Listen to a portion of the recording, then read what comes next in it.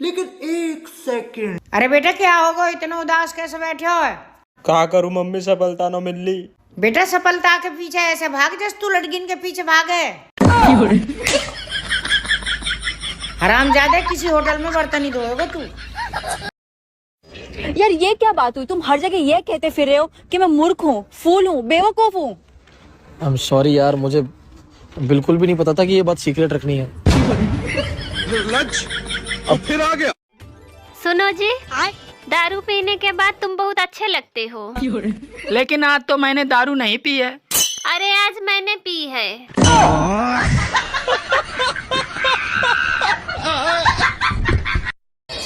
गांव की लड़की से शादी करने से एक समस्या होती है, अगर रोमांटिक होकर अपना सर उसके गोदी में रखो तो जुएं देखने लगती है। पति को हस्बैंड क्यों कहते पता है? क्योंकि पत्नी पूरी जिंदगी हंस हंस के उसकी वेट बजा। बाप की चड्डी फटी पड़ी है और बेटवा गाना लगा रहा स्टोरी पर, दबदबा था दबदबा है। I love you. शकल देखी है? क्यों, क्या दिक्कत है तुम्हारी शकल में?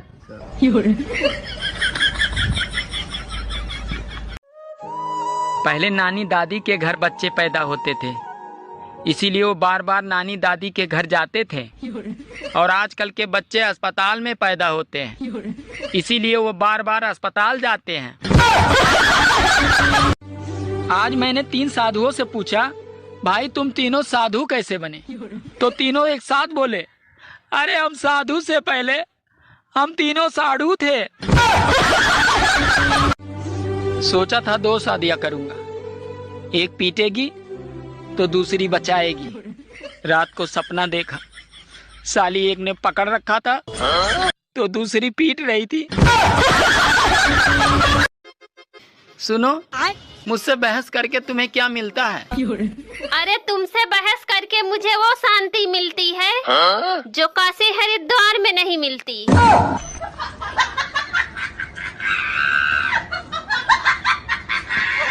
आपकी शादी हो गई? हाँ हो गई है। किससे हुई? लड़के से। हाँ तो मैडम शादी तो लड़के से ही होती है ना? नहीं, मेरे भाई की तो लड़की से हुई है। मौसम विभाग अगले कई दिनों तक आंधी और तूफान की चेतावनी दे रहा है। अगर छत पर कोई काम हो तो बीबी को भेजें, क्योंकि तूफान का मुकाबला तूफान ही कर सकता है।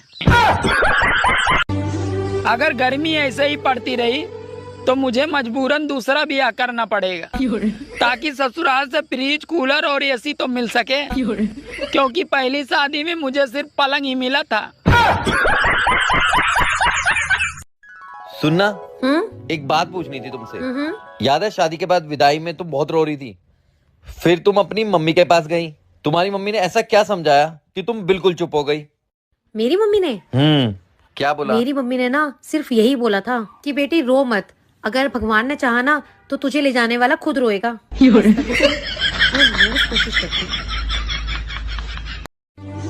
जब घर में बच्चा पैदा होता है तो माँ कहती है इसकी नाक तो मुझ पे गई है, पापा कहते हैं इसकी आंख तो मुझ पे गए हैं, चाचा कहते हैं इसके बाल तो मुझ पे गए हैं, बुआ कहते हैं इसकी स्माइल तो मुझ पे गई है। और वही बच्चा जब जवान होकर कोई लड़की छेड़ देता है तो सब लोग यही कहते हैं, पता नहीं साला ये हरामखोर किस पे गया है। मैं आपको एक गाना सुनाऊं? सुना दे भाई। पहले बोलो, गुस्सा तो नहीं करोगे? अरे नहीं करूँगा भाई, सुना दे। ठीक है। तुझको लगाऊंगी मैं खींच के। आपने बोला था गुस्सा नहीं करूंगा, गुस्सा नहीं करूंगा, आपने बोला था। कहाँ कर रहा हूँ मैं गुस्सा? ठीक है, इतना ही गाना। खाने में क्या बनाया? बैगन की सब्जी। फिर से बैंगन की सब्जी? तुम्हें पता नहीं, ज्यादा बैंगन खाने से आदमी अगले जन्म में गधा बनता है। तो ये बात तो तुम्हें पिछले जन्म में सोचनी चाहिए थी। सुनो, आई लव यू। सूरत देखा है? नहीं, बस एक बार अहमदाबाद तक गया हूँ। बहुत पढ़े लिखे हो? हाँ हाँ बिल्कुल। अच्छा बताओ, भारत कौन से देश में? देख लो भाई, हम लड़के हैं ना, हमारे साथ ऐसा ही होता है। सुनो जी। हाँ जी बोलो, क्या बात है? मैं आलू और बैगन का ना बहुत अच्छा भरता बनाती हूँ। अच्छा जी। अच्छा जी, एक बात बताओ, अगर आपको मौका मिले तो आप किस चीज का भरता बनाओगे? तुम्हें तो बस यही लगता है ना कि मैं तुमसे लड़ने के बहाने ढूंढती हूँ। कौन कहता है तुम लड़ने के बहाने ढूंढती हो? तुम तो सिर्फ मुझे ढूंढती हो, लड़ने के बहाने तो तुम्हें अपने आप मिल जाते हैं। तू हमरा से ब्याह कब करबा? हम ब्याह तो कर लेम, लेकिन केहू के दिक्कत बा। केकरा दिक्कत बा? तोहर माई के? ना, उ तो तैयारे बारी। त बाबूजी के? ना ना, वो तैयार बरन। तब केकरा दिक्कत बा? हमरा मेहरारू के। क्या हो गया? मैं अच्छी नहीं दिखती हूँ ना? तो क्या हो गया? तुम्हारा दिल तो साफ है।